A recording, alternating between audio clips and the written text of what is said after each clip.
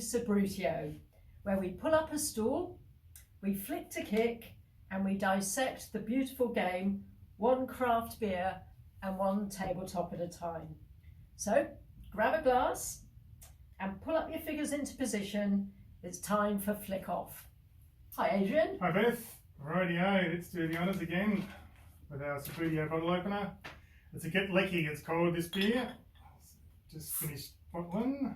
It sounds like it's ready. Celebration of the mighty Socceroos. Socceroos. Yes, if you've been living under a rock, the Socceroos won a game in the World Cup against Turkey, who sledged just a lot before the game. So here we go. This is Cheers. A Western Suburbs IPA. Cheers. Cheers. So officially a West Coast IPA, but I'm calling it a Western Suburbs IPA. That's where I live in Melbourne, and that's where Matt Leckie and his family are all from as well. Most of them still live there. So yeah, it's dry hopped with Nelson Sauvin, Chinook and Mosaic hops. 5.6%. I've got the alcohol content this time. So the New World Ale last week was 4.9, so it was just under your magic 5%. So 5.6. I said to Adrian last week that my favourite beers tend to be the stronger ones, over 5%. This is a really nice IPA. It's a really good one. Yeah, I like West Coast really IPAs nice. generally, and so I was going to brew it for Matt Leckie's honour and call it Get Leckie, because I think last World Cup there was like the song Get Lucky. They spun it into Get Leckie. And then after I brewed it, I thought, we've got to start the clock. We're talking before flick off. And we're going to flick off. Too interested in the beer yet again. 3, 2, 1. Do it. Play. And it's quite hoppy.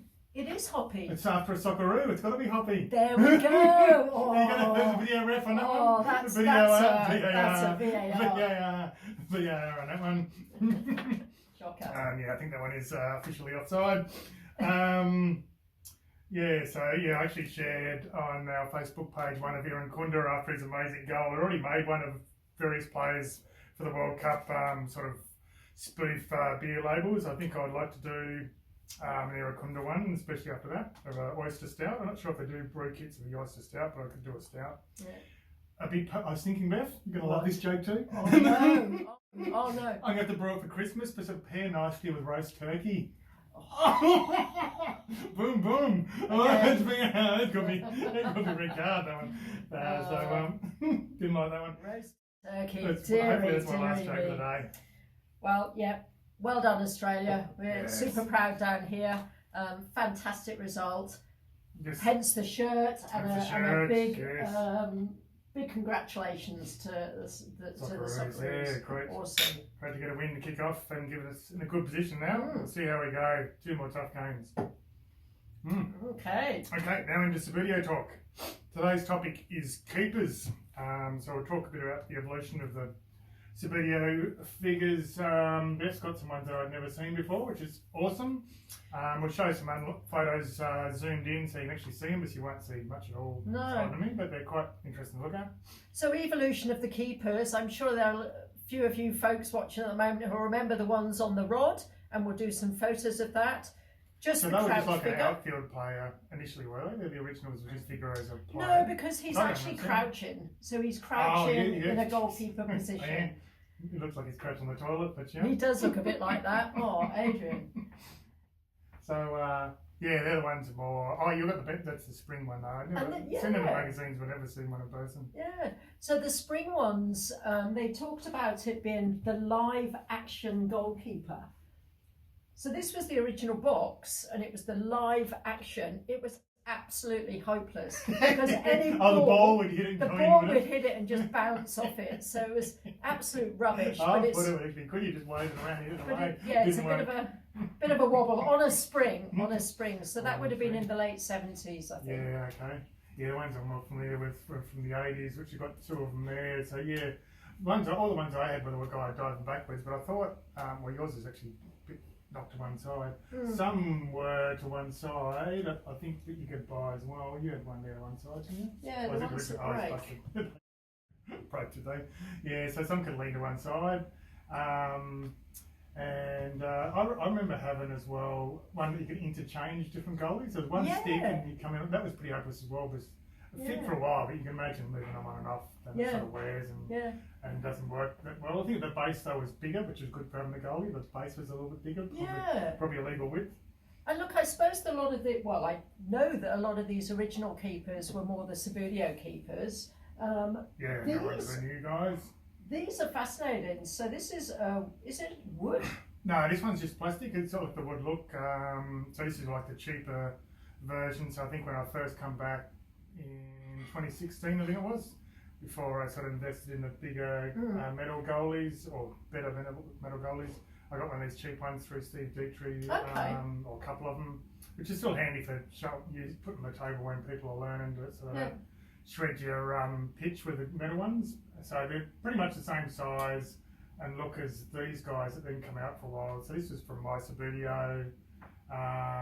Different places saw it as well. You're similar sort of thing, different brands of the same stuff. Works again. We've got the same sort of handle. We've got the propeller handle at the back, and the metal keeper.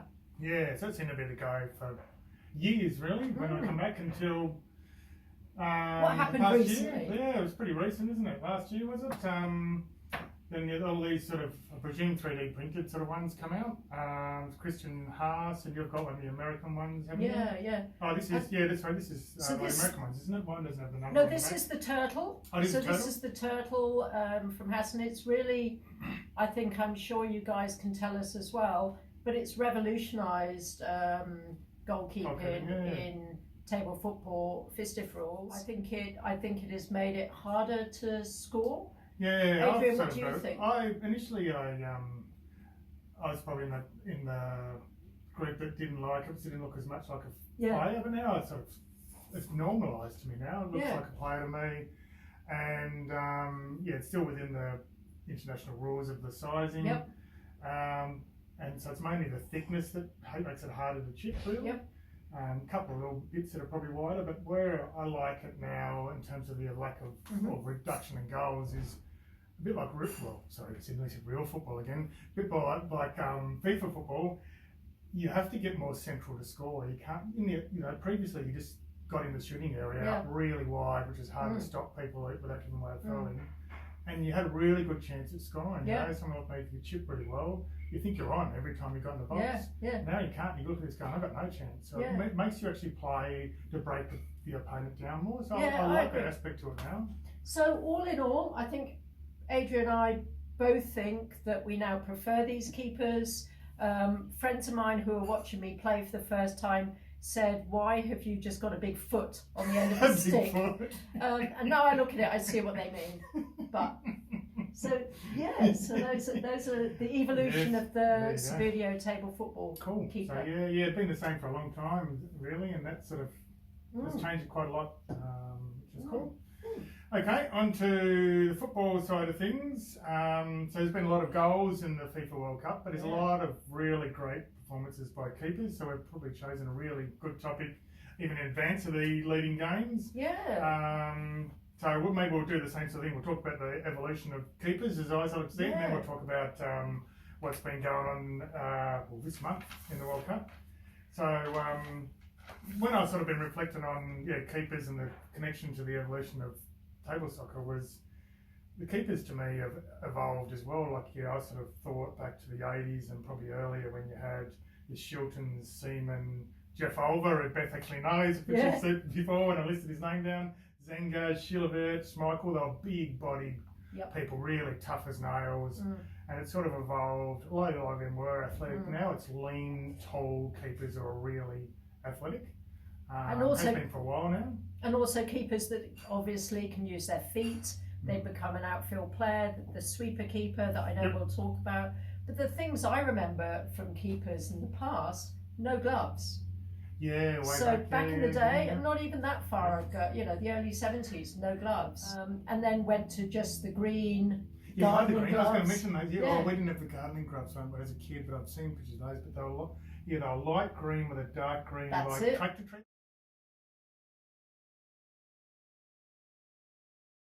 Tractor tread, and every team had one. Everyone, that's right. And so we went from that to the massive gloves that we see now. Sponge and grippy stuff. And the other thing I was thinking of was caps. Keepers used to wear caps all the time. Stadiums are bigger, maybe blocking out the sun now. Maybe more so. Night games. They used to be very common, didn't they? Used to be very common. So Even amateurs, everyone had a cap. So a few things that have changed, including the shirts, of course. Yeah, the shirts have gone wild.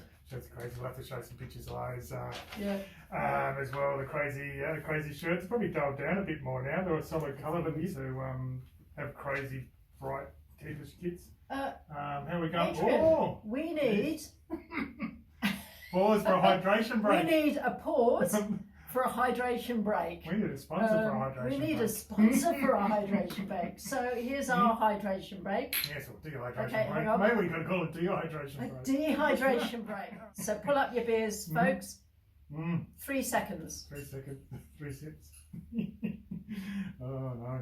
Okay, we've dehydrated a bit. Yes, right. We've got so back half into of it. Half. We need to get motoring now. They've come sort of outfield players and keepers as well. Pep Guardiola sort of drove a lot of that. But the gegenpress then kicked in, and people were conceding a lot of goals, so everyone stopped. Yep. I was going to emphasise that because Iraq did it today. We're just on the day that Iraq played and conceded a goal just before half time from the keeper trying to hold on the ball too long or getting a bad pass. So a lot of that's stopped now, and it's interesting that in this World Cup that those tactics have changed and are acceptable. It used to be called a donkey if you kick the ball long. Now it's accepted. It's a tactic. So again, that's sort of evolved without any rule change to drive it. It's just so Adrian, this World Cup, we've seen evolution of a couple of keepers that have just been standout from minnows, and we can't go past our own the beach. Can't go past the beach in Australia. So he had an outstanding game, which surprised me. Like I've never been a huge fan. Like he's a good young keeper. This is Melbourne City player. I go for Melbourne City, and he's definitely good at A-League level. And then when he was picked over Matt Ryan, I actually went, oh no, we're going to get creamed, and it was amazing. So look, there have been a few other standout keepers.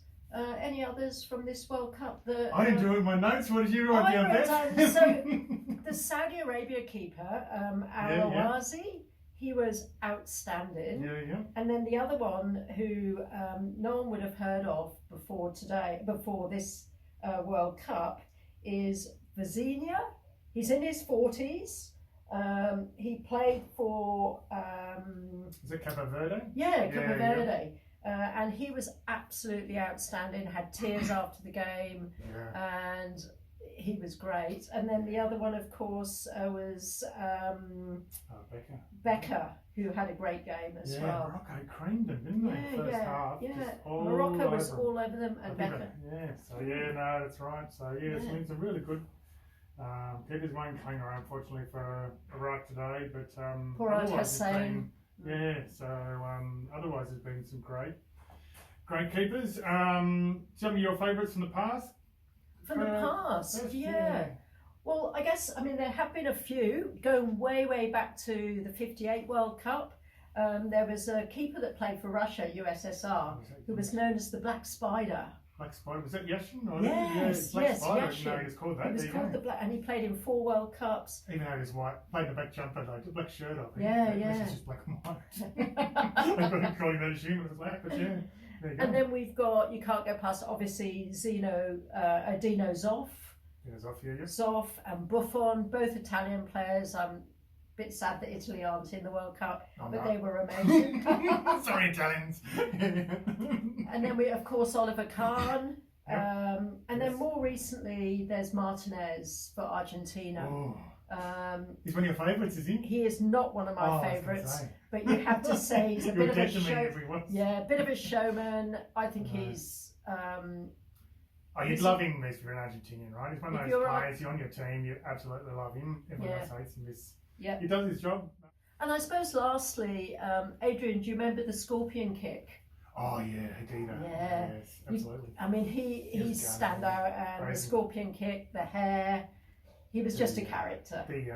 The best mate was what's his name? The massive drug dealer that the documentaries are on. Oh gosh, sorry about that. We don't mention that, but it's crazy life. Hadida, I think my favourites tended to be the characters. What about you, Adrian? So Dropsy was the first keeper I remember from back in the '88 Euro Championships for Russia, USSR, I should say. Schmeichel, being a United fan, but I also love, just this massive personality and big player. Bosnich I actually loved in the early days, more probably in these Villa times. Then it sort of become evident that he was a lazy player, and Paul Scholes has even said he's the worst signing United's ever made. Worst trainer as well. So he could have been a lot better for a lot longer. Yeah, Campos and Higuita are two sort of more for their personalities, I remember. Absolutely. So you'll see Campos as an ads again now. Current ones, I'd go with Donnarumma is from Italy, is amazing. Matty Ryan, which is why I was surprised Beach was picked over him. And the Grey Wiggle was funny. Grey Wiggle. The Grey Wiggle. Absolutely. His name was like that. Oh my goodness. The Grey Wiggle. The big bearded his name's guy. The Grey Wiggle now. Yeah. So that was hilarious. For those that know the Grey Wiggle, look it up against Peru in the shootouts. Yep. He was brought on just for shootout. I'd forgotten that when I was remembering the Krul story. The player Krul from Holland was brought on the last minute by Louis van Gaal to beat Costa Rica. Aussies did the same thing. Probably gave them that idea. To get into World Cup finals. If that hadn't happened to Holland, we probably wouldn't have thought of it either. So my favourites. What about you, Beth? Well, the ones I mentioned previously, but my absolute standout is a player, I think he played in the 70s, 80s, he played for France. Incredibly not well known, but his name is Dominic Dropsy. Dropsy. I love a keeper whose name is... You'd love to be playing against Dropsy, I reckon. You'd love to be playing against the good old Dominic Dropsy. So we might drop a photo in. Haha. That's Or right. is that a VAR then? I'm done. That went straight at me. It's definitely VAR. I missed that one completely. All right, so that's our 15 minutes. We need a flag to do the offside. Yeah, that's our 15 minutes. So Rightio. we'll wrap it up. Rightio. So tabletop toast first. You want to do the final thing, but I'll do the tabletop toast. So on the weekend there was the Louis McAuliffe Memorial Tournament in West Sydney, a Fist of Satellite event on the table football circuit. So I suppose it's double toast for the McAuliffe family. The McAuliffe family. So it's great to have an honour in tournament in his honour. And the other one for Benji Batten, who won it, travelled from Perth to Sydney. Those that don't know, it's like 3,300 kilometres. So put that on a map in Europe. So if you're listening from Europe, Adrian, that's a really good point. We travel, how many Ks? I think it's 3,300 kilometres. 3,300 kilometres, plus a couple of time zones to play in a festive tournament, and Benji won it. So well done, mate. Well done, Benji, as well. Yep. Cheers. Cheers. Are you doing the final wrap up? Yeah. I've got to get my notes. See, hang on. We've got to do our script. Well scripted we are. Well scripted. One more thing. This top, love this top. As you can see, this is from the World Cup last year, Belgium top. I was incredibly excited to get this given to me by Melina. So thank you. Awesome. No worries. Okay, it's the final flick. So that's it. That's full time on this brew. Whether you're nursing a fruity hazy or a heavy stout, remember, in subbuteo and in the pub, the best times are the ones you share with a mate. Keep your players upright, your glasses full, and we'll see you at the next flick off. Cheers. Cheers.